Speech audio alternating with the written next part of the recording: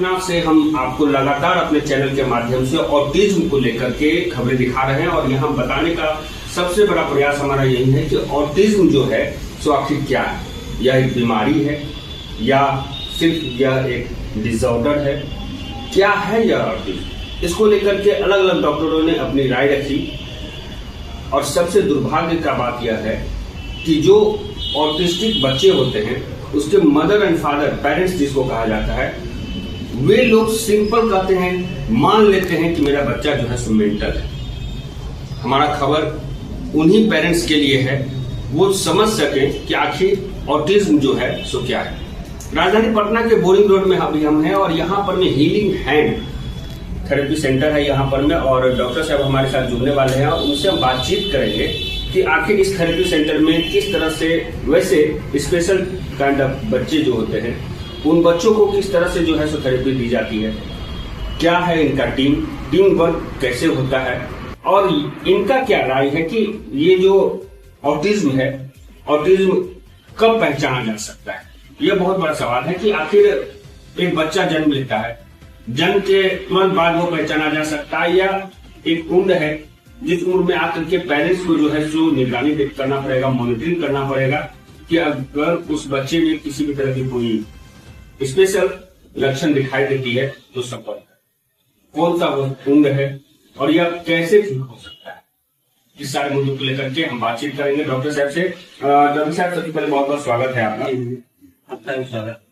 सबसे पहले सर हम चाहेंगे कि आप अपना इंट्रोडक्शन दें। जी, मैं doctor Santosh Kumar, paediatrics physiotherapist और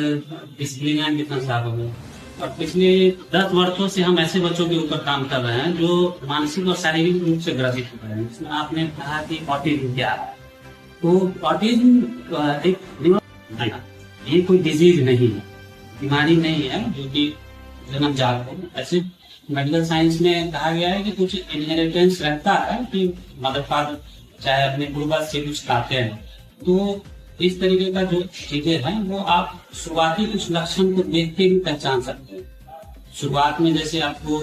3 to 4 मंथ में अगर बच्चा जो है मदर से आई कांटेक्ट नहीं बनाता है, क्योंकि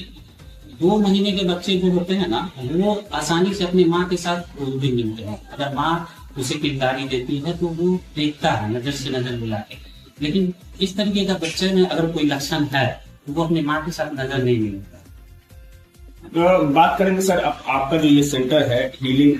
हैंड का, तो उसके बारे में भी थोड़ा सा जानकारी दें, क्योंकि पटना बोरिंग रोड की बात करें तो पहले से बहुत सारे सेंटर हैं और बहुत से लोग फोन करके बैठे हुए हैं, लेकिन आपके इस सेंटर में आने के बाद से लगा कि जो एक प्रॉपर वे, जो एक टीम वर्क होता है वो टीम वर्क यहाँ पे चल रहा है और स्पेशली वैसे बच्चों पे ज्यादा ध्यान दिया जा रहा है जिनकी उम्र जो है बहुत ज्यादा हो गई है, ठीक है ना, उम्र बढ़ गई है, उनको बहुत मेहनत लगता होगा। तो इस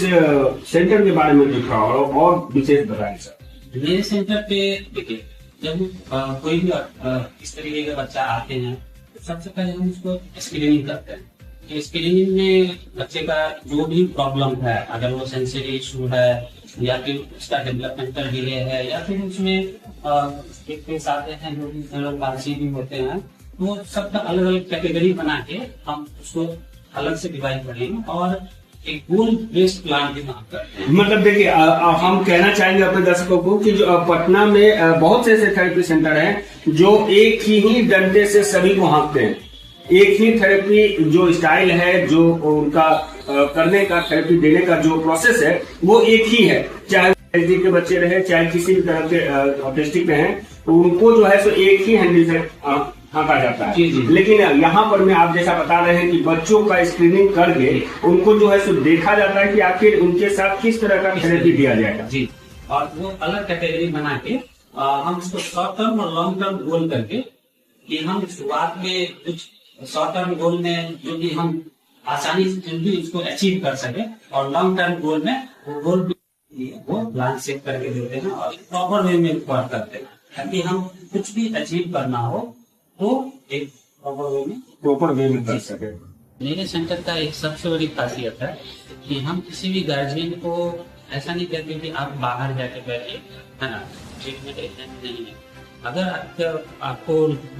बच्चे को के बारे में कुछ सीखना है और जो ट्रीटमेंट हम दे रहे हैं तो होम प्रोग्राम के लिए जो भी बताते हैं तो आप पूरे सेशन में आप अपने बच्चों के साथ बैठ सकते हैं। मतलब बच्चा के साथ जो है सो पेरेंट्स भी वहाँ रह सकते हैं, देख सकते हैं और समझ सकते हैं कि किस तरह से ट्रीटमेंट या थेरेपी उस बच्चे को दिया जा रहा है। चलिए, ये भी बहुत अच्छी बात है कि बहुत से सेंटरों में तो बाहर सीसीटीवी कैमरे के माध्यम से, टेलीविजन के माध्यम से गार्जियन को बैठा दिया जाता है और एंट्री तक नहीं दिया जाता है। सेशन खत्म होने पर जो है सो बच्चे को बाहर निकाला जाता है। लेकिन आपके सेंटर में जो है सो पेरेंट्स और उस बच्चे का साथ जो है सो हमेशा रहता है। चलिए, बहुत बहुत धन्यवाद डॉक्टर साहब हमारे साथ बात करने के लिए। हमारे इस हीलिंग हैंड का जो वीडियो है वो भी आप देखेंगे और हम दिखाने का प्रयास कर रहे हैं कि किस तरीके से यहाँ पे इस सेंटर पे डॉक्टर साहब के देख रेख में इनकी टीम द्वारा जो है बच्चों को थेरेपी दिया जाता है। और सच में ये बहुत दुखद बात है कि अभी के समय में जो है ये ऑटिस्टिक बच्चे जो है